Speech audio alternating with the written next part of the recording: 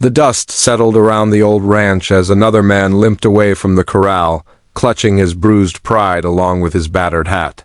Margaret stood by the fence post, her weathered hands gripping the rough wood, watching him go just like she'd watched 24 others before him. The stallion snorted and pawed at the ground behind her, magnificent and untamed, a mirror of the wild spirit her late husband had loved in both horses and people. She'd been alone for 3 years now, ever since Thomas passed, and the ranch had become something between a shrine and a proving ground. The black stallion Thunder Thomas had called him had never let another soul ride him. Not since that last morning when Thomas had climbed into the saddle, tipped his hat to Margaret, and ridden out to check the far pastures.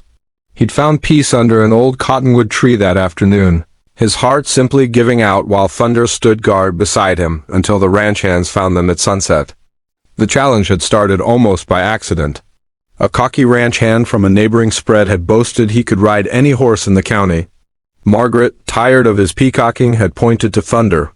Word spread like wildfire across the valley. Soon men came from 3 counties over, each one certain his skill would succeed where others failed.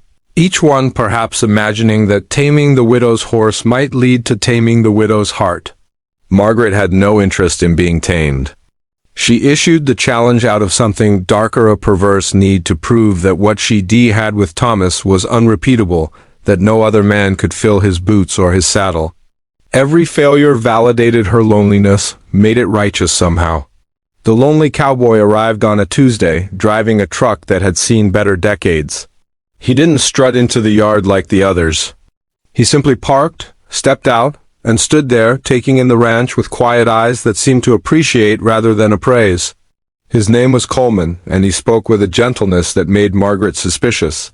"Ma'am," he said, removing his hat. "I heard about your challenge. You and half the state," Margaret replied, her voice sharp as barbed wire. "The corral's that way. Thunder's waiting. You'll fail like all the rest." Something flickered across Coleman's face, not offense, but understanding. "Mind if I meet him first?" Margaret frowned. None of the others had asked. They'd simply marched up to Thunder, grabbed his reins, and tried to muscle their way into the saddle.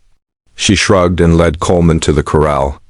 What happened next would stay with Margaret for the rest of her life.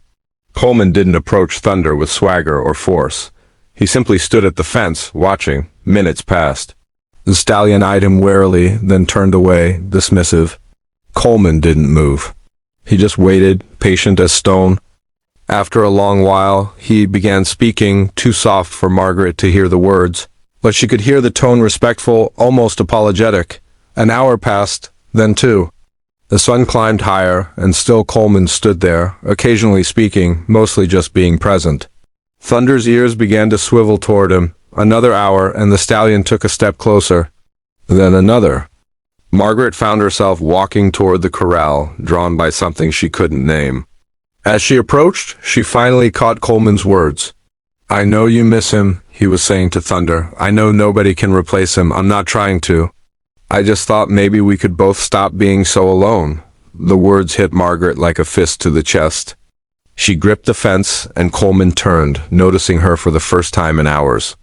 Their eyes met, and she saw it there, the same deep loneliness she carried, the same protective anger wrapped around an aching heart. "I lost my wife 4 years ago," Coleman said simply. "Heard about your challenge from a hand at the feed store. He said you were testing cowboys. But that's not really what this is about, is it?" Thunder walked up to Coleman then, lowered his great head, and breathed softly against the cowboy's chest. Coleman raised a hand slowly, carefully, and stroked the stallion's neck. Thunder didn't pull away. Margaret felt something crack open inside her, something frozen beginning to thaw. "No," she whispered. "I suppose it isn't." Coleman never did ride Thunder that day. Instead, he and Margaret sat on her porch until sunset, trading stories about the people they'd loved and lost, about the weight of empty houses and the fear of forgetting. Thunder grazed peacefully in the corral, occasionally looking up at them as if checking that they were still there. The challenge ended that evening not with triumph but with understanding. Sometimes the bravest thing isn't breaking something wild, it's admitting you're broken too. And sometimes the real test isn't proving you're strong enough to ride alone, but humble enough to walk alongside another wounded soul.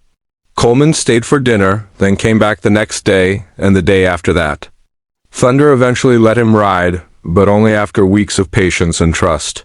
The three of them, woman, man, and horse, learned together that moving forward doesn't mean forgetting.